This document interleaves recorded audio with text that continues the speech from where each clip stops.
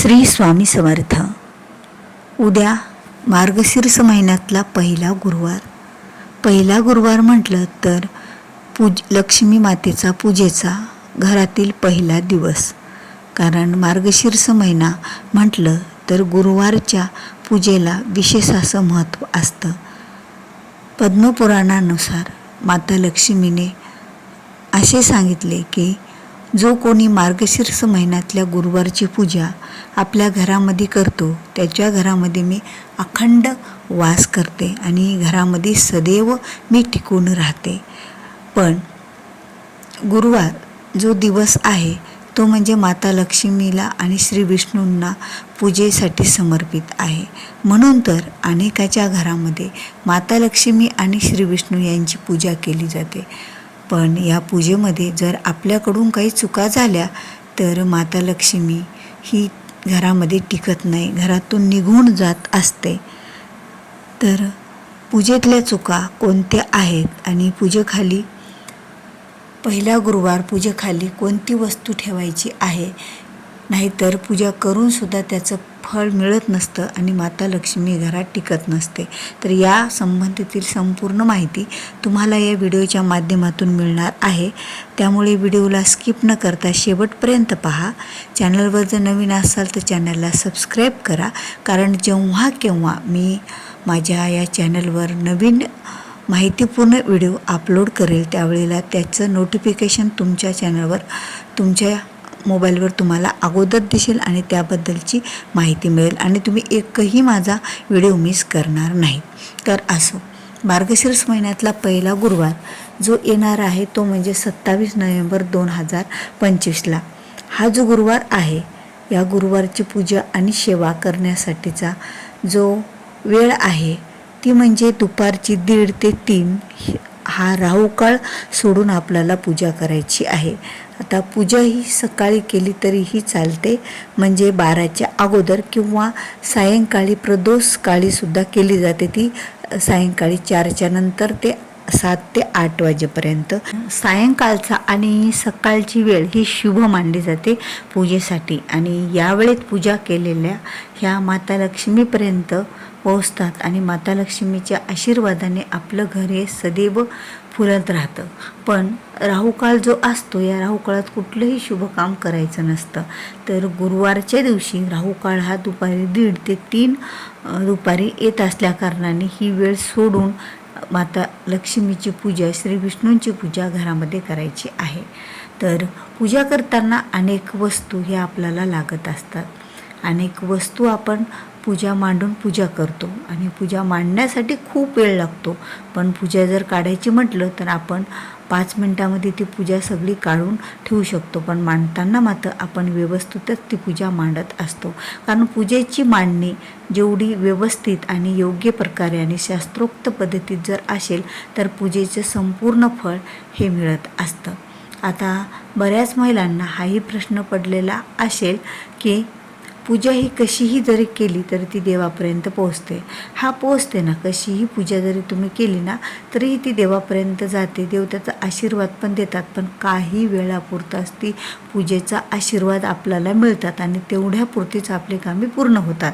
पण पूजा ही नियमानुसार शास्त्रोक्त पद्धतीत जशी पद्धत आहे पूजेची, गुरुवारच्या पूजेची, तशा पद्धतीने जर पूजा मांडणी घरामध्ये केली तर याचं फळ हे आपल्याला अखंड लक्ष्मी घरात राहत असते आणि आपल्या घरात ती निवास करते.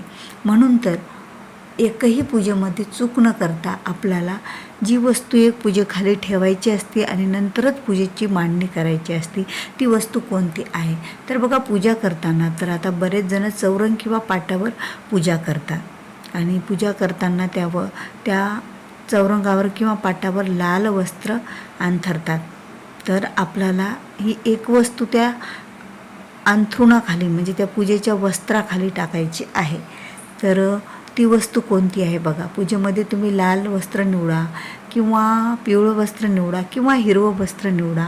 हे जे शुभ रंग आहेत ते रंगापैकीच एखादा रंगाचा कपडा किंवा ब्लाऊज पीस आपल्याला पूजेखाली टाकायचा असतो, म्हणजे पूजाच्या ठिकाणी टाकायचा असतो पाटावर किंवा चौरंगावर. नंतरच पूजेला सुरुवात होत असते. पण त्या जो तुम्ही लाल किंवा हिरव्या रंगाचा जो काही कपडा आपल्याला टाकायचा आहे, जे ब्लाऊज पीस टाकायचं आहे चौरंग किंवा पाटावर, जिथे तुम्ही पूजा मांडणार आहेत तशी तुमच्या पद्धतीनुसार, पण त्याखाली आपल्याला ही एक वस्तू टाकायची आहे. तर ती वस्तू म्हणजे तांदूळ टाकायचे आहेत. बघा, कुठल्याही देवतेला ज्यावेळेला आपण तिथे बोलवत असतो, त्यांना आसन देत असतो, तर त्यांना आसनामध्ये स्थायिक होण्यासाठी आपल्याला थोड्याशा अक्षता त्या ठिकाणी टाकाव्या लागत असतात. म्हणून नंतरच त्या देवतेला तिथं स्थायिक होण्यासाठी प्रार्थना करावी लागते आणि त्यानंतर त्यांचं त्या देवतेचे एक ते स्थान बनतं.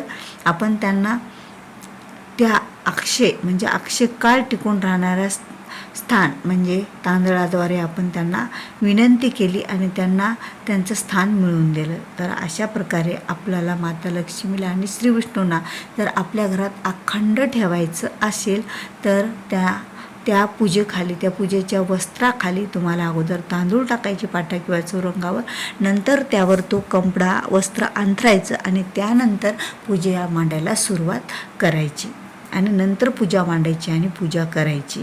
आणि नंतर दुसऱ्या दिवशी त्या वस्तू जी आहे पूजेखाली टाकलेले तांदूळ म्हणजे अक्षय काळ टिकणारे, ते आपण निर्माल्यात जरी टाकले तरी चालतील, काही हरकत नाही आहे. जिथे आपण बेल फूल हे दुसऱ्या दिवशी शिळं झाल्याच्यानंतर देवाला काढल्याच्यानंतर आपल्या प्रत्येकाच्याच घरामध्ये एखादी पिशवी किंवा एक अशी जागा असते जिथे आपण निर्माल्य जमा करतो. तर त्या निर्माल्यामध्ये आपल्याला ह्या पूजेखालचे तांदूळ टाकायचे आहेत. पूजेच्या काही वस्तू म्हणजे जसे की फुलं, बेल, फुले हे खराब झालेल्या वस्तू, सुकलेल्या वस्तूसुद्धा त्यामध्ये टाकायच्या आहेत.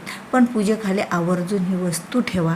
जर ती वस्तू तुम्ही आसनच जर नाही दिलं, समजा आपल्या माता लक्ष्मीला आणि विष्णू नारायणांना, तर आता बघा आपल्याकडे कोणी आलं पाहुणे, आपण त्यांना आदराने बोलवले आणि त्यांच्यासाठी आसन काही टाकलंच नाही, तर तो पाहुणा उभं टाकून आपल्याकडे किती वेळ थांबणार आहे?